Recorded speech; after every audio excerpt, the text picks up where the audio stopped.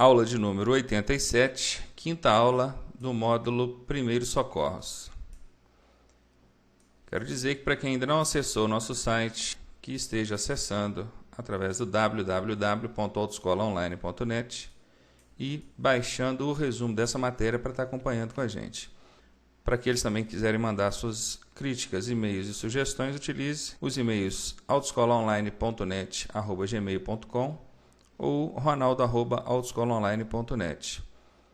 Digo ainda que o DVD com todo o conteúdo do curso está à disposição. Para quem tiver interesse, basta clicar sobre a tarja vermelha e estará sendo direcionado à página de aquisição do DVD. O tema que nós vamos abordar hoje é muito cobrado em prova. Fala sobre parada cardíaca. Parada cardíaca é a ausência de batimentos cardíacos ou ausência de pulsação. Como é que o socorrista deve proceder para diagnosticar uma possível parada cardíaca?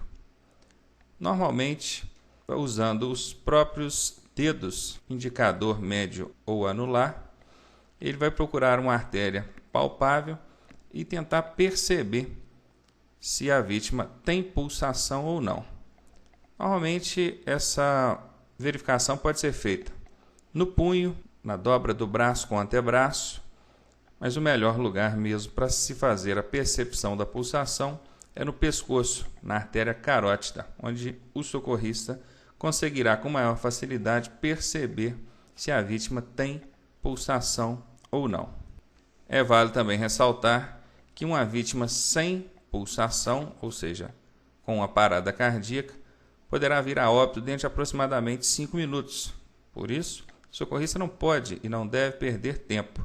Deve agir logo, tentando diagnosticar a possível parada cardíaca e, na necessidade, executar as manobras de reanimação conforme nós vamos explicar agora. Proceda da seguinte forma. Coloque a vítima em decúbito dorsal. Esse termo decúbito dorsal, que é comum em questões de prova, costuma deixar o aluno em dúvida, já de imediato pelo termo não muito comum. Decúbito dorsal quer dizer de costas para o chão, dorso para o chão. Existe também o termo decúbito ventral, que seria o oposto, é a pessoa de ventre ou de barriga para o chão.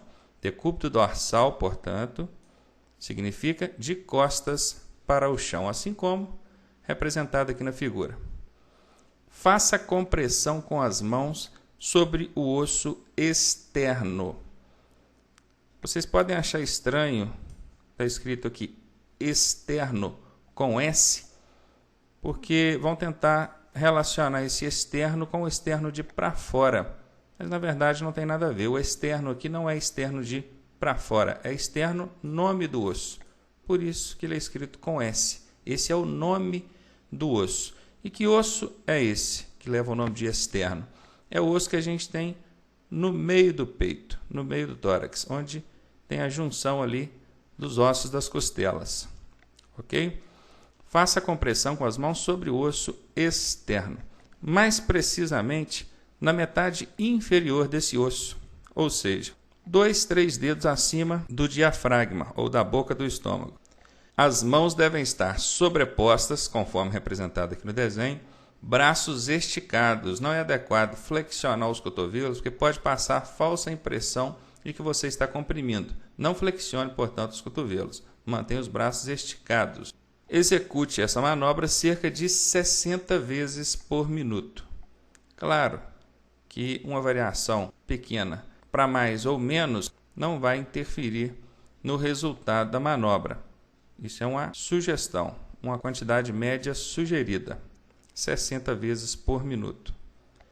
Persista com a manobra até a chegada do resgate. Por que persista com a manobra até a chegada do resgate?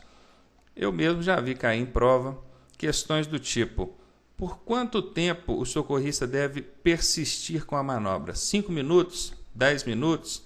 Se a vítima não correspondeu, se ela não restabeleceu o seu estado normal, é porque ela faleceu, então o socorrista deve abrir mão de persistir com o socorro? Não, isso é um equívoco, não existe tempo limite E o socorrista deve persistir, então, com a manobra até a chegada do socorro especializado. Então, vou deixar aqui grifado para vocês, até a chegada do resgate ou socorro especializado.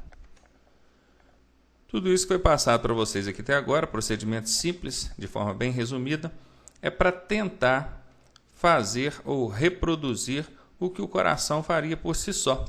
O coração, apesar de ser um órgão muito importante do corpo humano, ele tem uma função bem básica, que é bombear o sangue no organismo.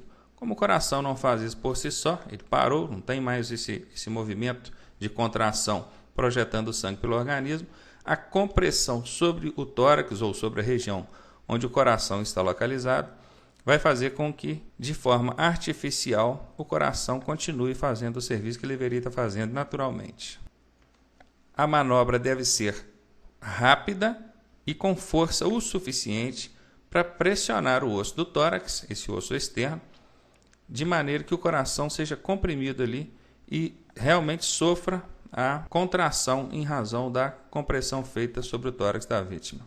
Observação: a compressão deve ser rápida e forte. Então, rápida e forte, destacada aqui para vocês. A força depende da estrutura física da vítima. Claro, você não vai usar a mesma força que você utilizaria com um homem adulto, forte, numa criança ou num bebê, certo? Numa criança, na maioria das vezes, você vai conseguir fazer essa reanimação, essa massagem cardíaca, utilizando apenas uma das mãos. Num bebê, de até 2 anos aproximadamente, você consegue fazer a manobra utilizando apenas os dedos da sua mão. E isso, por incrível que pareça, é a questão que tem sido cobrada em prova. Em bebês de até 2 anos, utilize apenas os dedos para fazer a manobra de reanimação cardíaca. Devemos considerar também a hipótese de termos que fazer a reanimação cardíaca e respiratória simultaneamente, onde entra então a manobra de RCP, conhecida como RCP, que significa manobras de ressuscitação cardiorrespiratória. Ressuscitação é a manobra de reanimação, cardio de cardíaca e respiratória de respiratória mesmo. Aqui pelas siglas, o R de ressuscitação, o C cardio e o P pulmonar. Ressuscitação cardiopulmonar ou cardiorrespiratória, como alguns dizem. Essa manobra, sendo realizada por um único socorrista, você deve alternar entre compressões e insuflações. Compressão é o movimento de compressão sobre o tórax. Insuflação é o movimento de sopro do ar para dentro do organismo da vítima, num ritmo de 30/2. Como assim 30/2? Você vai executar 30 compressões, em seguida 2 insuflações. Pronto? Feito isso, pode parar? Claro que não. Você deve persistir com a manobra. Mais 30 compressões, em seguida 2 insuflações. E sempre alternando dentro desse ritmo. 30 compressões, 2 insuflações. 30 compressões, 2 insuflações. Isso sabendo que é apenas um socorrista, apenas você. Se forem 2 socorristas, o ritmo já muda. 2 socorristas, o ritmo vai ser 5/1, ou seja, 5 compressões para cada insuflação. 5 compressões, 1 insuflação. 5 compressões, 1 insuflação. Atenção no que eu vou dizer aqui agora. 90% de chance de cair uma questão na sua prova envolvendo isso que está nesse slide, isso que nós acabamos de falar aqui. É a manobra de ressuscitação cardiopulmonar, onde um socorrista vai manter um ritmo de 30/2 e 2 socorristas vai manter um ritmo de 5/1. Então, estejam atentos a isso, guardem, memorizem, porque é 90% de chance disso cair na sua prova. Uma observação final aqui é que em crianças e bebês, o socorrista deve utilizar sempre o ritmo de 5/1, independentemente dele estar sozinho ou com o auxílio de mais um socorrista. Crianças e bebês, sempre o ritmo vai ser 5/1, ok? Na próxima aula a gente já vai entrar falando sobre hemorragias, Dentro de alguns instantes estaremos de volta. Um abraço, até daqui a pouco.